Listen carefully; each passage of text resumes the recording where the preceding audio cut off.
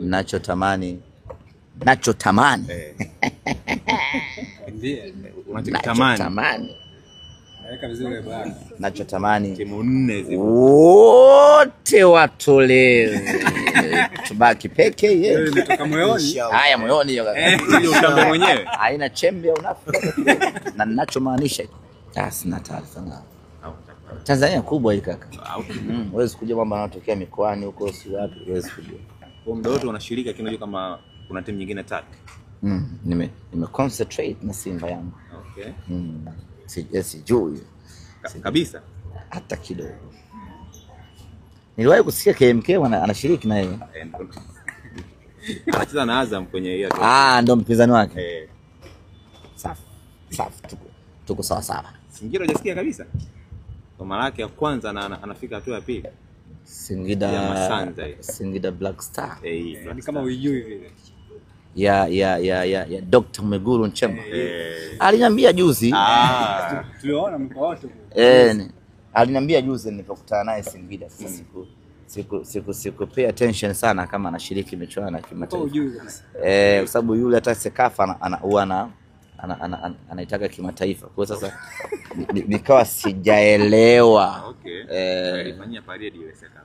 Sasa nikawa sijaelewa anashiriki mashindano gani. Na wenyewe wamo. Basi kauita kwa unyama sana. Burundi hapo. Burundi. Sasa tumepata nchi za mchekea. Burundi. Imagine mtu anaenda Burundi, mwingine anaenda Malawi. Malawi si Mbeya alochangamka.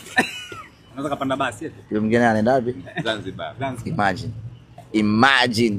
Kwa pekee tu ndo mna mbali. Simba tunapitia magumu sana kwa sababu ya ukubwa wetu. Sisi kila mechi finali.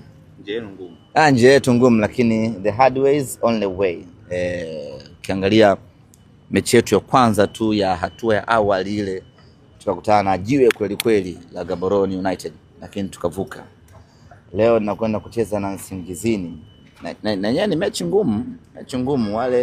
Wale Swatini sio timu ya kawaida. Wana ubora wao fulani hivi ambao tumeufanyia tathmini.